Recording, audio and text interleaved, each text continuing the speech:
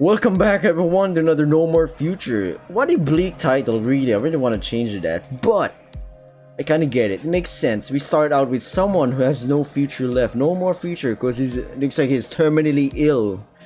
Isaac right here.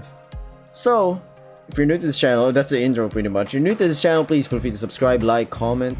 If you're not new, continue watching this video, comment down below, watch my other videos. But yeah, you know the drill. Let's get back to it. So you want to stuff me inside one of those shiny walking I read that. I just reread it again. You seem to catch on to things quickly. The way she chuckles at your remarks sends strange vibes coursing down your spine. The cat seems to enjoy oversimplifying her work and explanations far more than most professionals like her you've ever met. You're not sure how to take this intriguing quality of hers. Why? What do you have to gain, Doc? Lots and lots of valuable data, of course. Like you said, we are still testing this technology, and we're rather interested to see what effects your new living quarters will have on you. Among other things, of course. This seems a little too suspicious. What's the catch here? Or where's the catch, to be exact? How much will you make me pay for this? The woman is at first taken aback by your question, but ultimately laughs it off as if it were nothing. It's free, kiddo. Doesn't get much better than that, does it? You get a sweet new bod, free of charge, and we get to study you from afar and gather all the juicy intel we need, and that's the gist of it, really. It does sound rather appealing, indeed, an offer you'd be hard-pressed to refuse. But that can't be all, is it? There's no way something as revolutionary, as world-changing, as life-saving as this would require so little sacrifice on your end. Your intuition keeps insisting that the doctor still has a few baits hidden in the murky waters of a proposition. Is that all? Sorry, what? I said, is that really all? You spot Mary biting the corner of her lip, failing to conceal the doubt that has overtaken her. You properly set yourself on the bed to better meet her gaze. It's difficult to tell for sure, but for the first time since you ever met her, she seems unsure. It's not, is it? What else aren't you telling me, huh? The cat sighs in a vain attempt to make her stress vanish from her face. She probably thought it was worth a shot. She can't bring herself to look you in the eyes as she finally answers your relentless inquiry. Yeah, no, you're right. There is a catch. Me, not just she hesitates to elaborate. You can only wait, silent but restless, as she ponders how best to explain herself.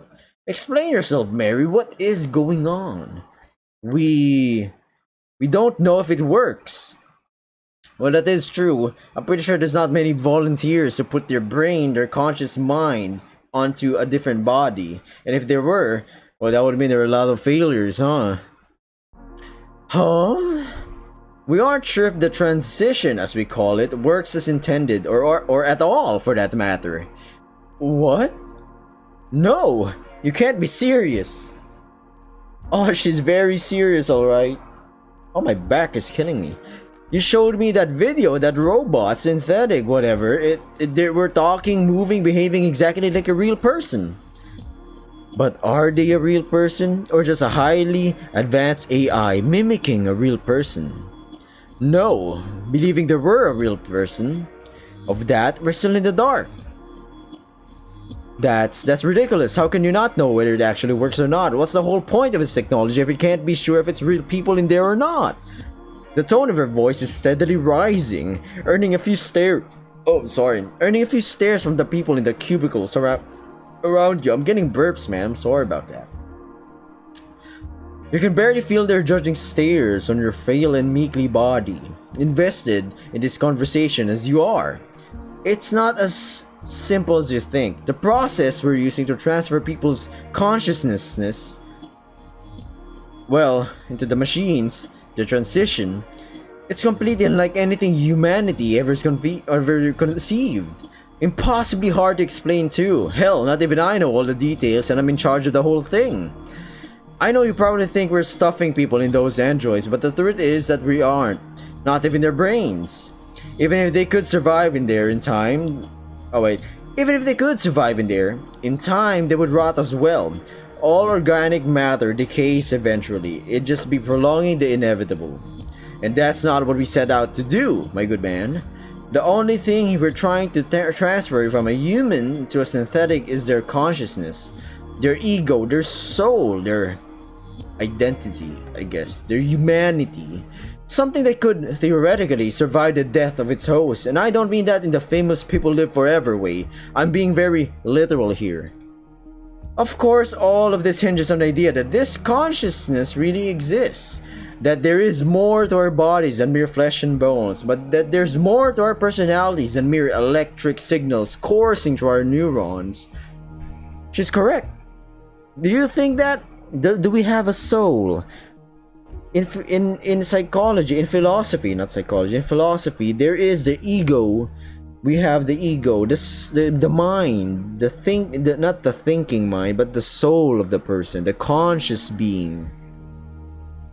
And the body, mind and body, right? Sometimes you split that up, which is the mind, body, and soul. Comment down below if that ever hit you existentially, right? Existential crisis and all. That doesn't explain why you're testing this technology out before figuring all this stuff out. If you have any ideas on how we're supposed to do that without experimenting on actual synthetics, I'm all ears, my good man. But you try to come up with some kind of answer to our seemingly idiotic challenge, but you can't. You don't have the knowledge needed to propose any alternative, especially in your weakened mental state.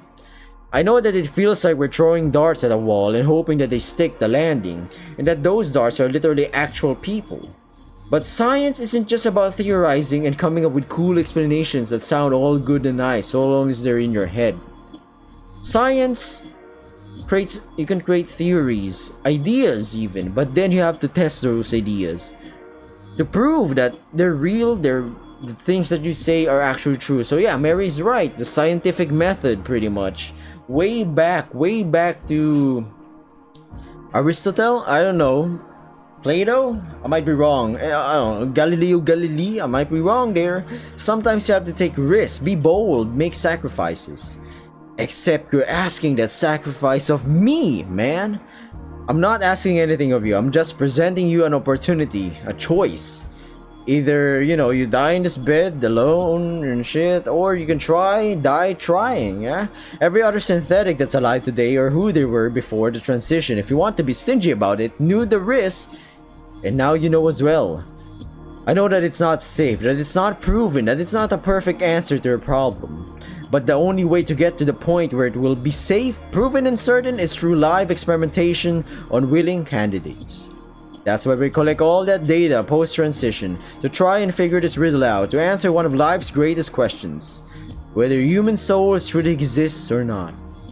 The existence of human souls, now that's something you never expected a super corporation to research, not even to an end as wacky as this. It's one of those questions you always wanted an answer to, but never thought you'd actually be able to answer. You ask yourself, what do you think the answer is, almost as if on reflex. But the cold shivers down your spine, your rapidly quickening heart rate soon convince you to cease. You try to silence that malicious feeling, hoping you can simply forget it as if it never existed, all in vain. In the end, all attempts at processing the information presented to you end up there, with you pondering on your own mortality, coming to terms with the expiration date placed on you by your brain, wondering whether there's anything you can do to alter it. You'd resign yourself to your fate, for there was nothing more science could do to help you. But now this new opportunity presented itself, restoring a faint spark of hope within your heart, only for it to flicker and disappear as quickly as it once arose. Huh. So it's a gamble. You're betting on your transition or whatever to actually do its job and save me. I'm betting my life on it. Life is full of risks, gambles. You take small steps, big steps. Try to play it safe. Most things in life that you do try to play it safe doesn't really get you anywhere. Playing safe usually requires long-term planning to the point that you're already at your old age, retirement plan even. And accomplishments? Barely worth mentioning, right? Comment down below if you think that's right or you have a different opinion about that. But yeah, Sleepy be throwing in these, I don't know, there's ideas popping out my head. Oh, I'm not betting anything, you are. Like I said, all I'm here to do is to give you a chance, even if it's just a shot in the dark. It's up to you whether to take it or not. But think about it this way: if you don't accept my offer, you're guaranteed to die 100%. I've given a brief look at your file. You had a good reason to look as gloomy as you did when I first saw you. You know what lies ahead better than I do. It's not gonna be pretty. But if you accept my offer, who knows what might happen? Maybe you'll still die and nothing will have a change. Or maybe, just maybe, you'll become one of the first humans to ever cheat death itself. You don't know what to think anymore. You feel your heartbeat increasing with every passing moment. Yeah, this is a tough choice. It's not the choice that you could just sit on it for a while. Like, give me 1 year, I'll think about it. No, you're about to die. It's a leap of faith, as you could say. Every passing moment as you consider the woman's words. Be honest, what are my chances here? It's a binomial test, really. Either you survive or you don't. We can spend all day theorizing your likelihood of success, but that's about it. Theorize. Your actual chances, either 100% or 0%, depending on the truth. The mad scientist's face now looms mere inches away from your own, your sharp pupils staring straight into her eyes. You find it impossible to evade her gaze, no matter how hard you try.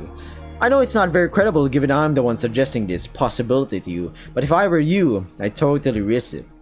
I mean, at best, you get a new life to play around with, and at worst, you just get exactly what you would have gotten had you not done anything in the first place. That's what you were thinking, too. You can't deny that your chances of survival, assuming there's any in the first place, are higher with your plan than without. Yet still, a strange nagging feeling at the back of your head keeps bothering you. I just can't understand why me. There are countless people on this planet, some even in this very room, would deserve a second shot at life more than I do. I suppose you're right, in a way. You suppose? What's that supposed to mean? The cat smiles as she nods at you, confusing you even further. Tell you what, you want me to give it to you straight. I picked a folder at random from a locker and it happened to be yours. Are you fucking kidding me? The scientist appears a little surprised by her sudden outburst. What, you were expecting some sort of careful consideration, or maybe a more routine, heavily scrutinized roulette? I just happened to pass by and decided I'd look for a new candidate for experiments here. I chose a folder at random and it happened to be yours. That's about it, really. You almost puke at her explanation, disgusted by the sheer randomness of it all. Chaos theory, right? Random theory. Is the universe random? Or is it preordained? Is it the intelligent design by some higher being called God, right? It's another thing to wonder. This is so messed up. Oh really? I beg to disagree. Tell me, do you believe in fate, in destiny, in the idea that all our actions are preordained by God, the universe, or something else beyond our understanding? Yet another ridiculous out of the blue question, but you feel like you've gotten used to it by now. You reluctantly share your answer, barely suppressing the anger that it causes you as you do. Well, I guess something's responsible for landing me here at my age. Huh, so it's a yes. Interesting. I thought determinism had fallen out of vogue with young people these days. Excuse me? Forget it. It's just a fancy way of saying that I'm getting old. Wait, how old are you again? Either way, pretty cool answer, kid. Most people would just blame themselves in your position, but maybe someone else who had nothing to do with it. It's nice to know that you're precisely aware where the blame for this all lies. You struggle to follow the woman's explanation, though you pick up that she seems pleased with you for some reason. Anyway, to answer your previous doubts, if everything truly is preordained, then surely me picking at random out of all those folders was meaningful too. If you weren't chosen by me, then maybe you were chosen by the universe or something like that. I don't think it's that simple. Maybe it isn't, maybe it is, but that's not the point. Destiny or no destiny, you now have a one-in-a-lifetime opportunity before you. Quite literally, if I may add. Only you can choose whether to take it or not. But why me? Why do I get this opportunity, not someone else? You'd probably be shouting at the top of your lungs now if only your throat could afford that. Instead, you just whisper harshly at the cat lady. Your words half dying before even leaving your mouth. Why me and not a child who suffers from my same condition? Some probably have it even worse than I do. Mary stands motionless by the side of her bed once more, incapable of meeting your gaze. Not even her cool facade can hide the pain and discomfort she feels as she listens to her heavy, heartfelt words. If children are a no-go, there's still countless people who've done more to earn this than I did. People who've dedicated their lives to saving others, to help those in need, who've got something bigger than them, worth living for, who've deserved a second chance time and time again. And yet, they're all going to die all the same. Death will claim their lives despite their achievements and dreams just as it will yours. Only now do you realize the sheer insanity of it all, of dreaming, of hoping, of living, all for what? For it all to end just like that, without so much as a warning? You recall your younger cousin whose dream of being an astronaut and going to space ever since he was old enough to speak. His parents, your relatives, have always tried to rein him in because it was never going to work out. Your other uncle and aunt have taught you ever since you were little to do good and be nice to others so that God may smile upon your soul. Your mother, who only half a year ago was yelling at you to get your act together and start thinking about the future. All the things you were promised, the foundations you spent your whole life so far building step by step, brick by brick even, in anticipation of what's to come. Only now do you realize how pointless it all was when all it took was one odd turn of the wind to make everything crumble into dust. Life is so fucking unfair. It's unfair. It's just unfair. But yeah, I'm gonna end this right here. We're 16 minutes in. If you're new to this channel, you know the drill. If you're not, you know the drill. I've already said it to you. I'll be seeing you in the next episode.